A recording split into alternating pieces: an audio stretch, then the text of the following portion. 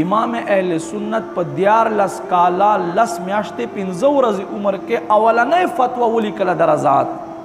چې که ماشوم ته په پوزه باندې هم د زنانه پی ورکړلی شي دا به د رضایي د پیو مور وګرځېږي او داسې حافظه قوي حافظه چې علما فرمایي چې امام اهل سنت په یو وخت کې 2 فتوی لیکلې یو به په خلاص لیکله بل به په غس لاس لیکله ایوه فتوی موضوع به بدل او بل فتوی موضوع به بدل داسې حافظه کمال سره یو ورځ چا ورته وې حافظ صاحب او د حفظ نه وکړه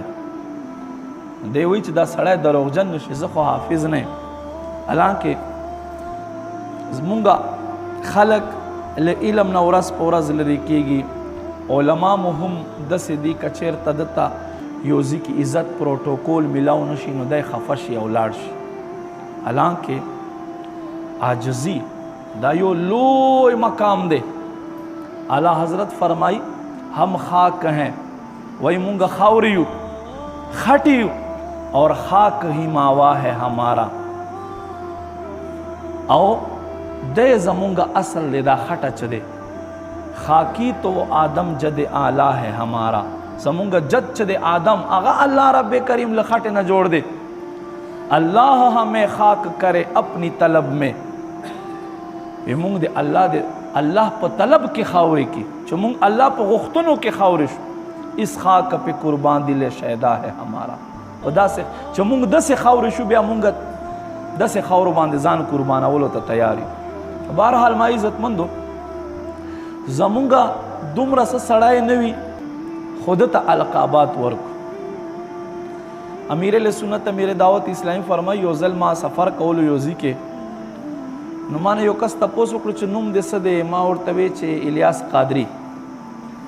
نو په لار کې سر روانو ریل کې ما تپوس ته وکړو چې تاسو څه نوم دی نو دی ما ته وایي چې نه ما اول نوم نه ورته وښایلو ما دنه تپوس وکړو چې ستاسو څه نوم دی صاحبه نو ما ته وایي چې حاجي یوسف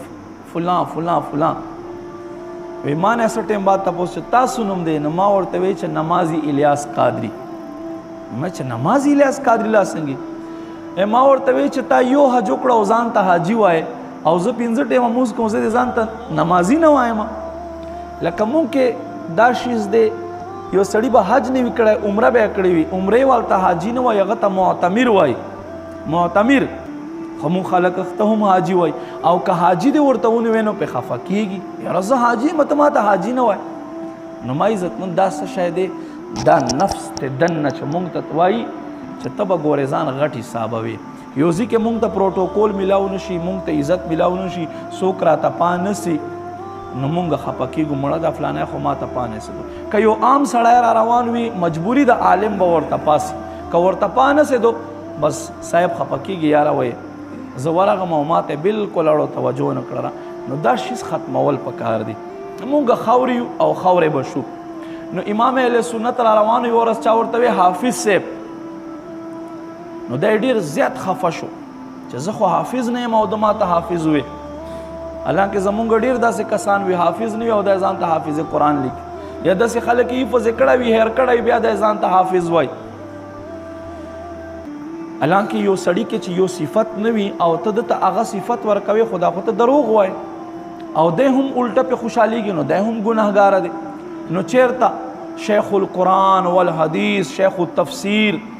زمونږ دا القابات چې عام په نقابت کې نقیبان حضرات لګوي نو دا نه دی لګول پکار امام اهل سنت ته چا ووې حافظ صاحب او دی حافظ نه نو ډېر زیات خفه شو وی چې داسې نه چې دا سړی دروغجن شي د شعبان المعظم 30 تاریخ و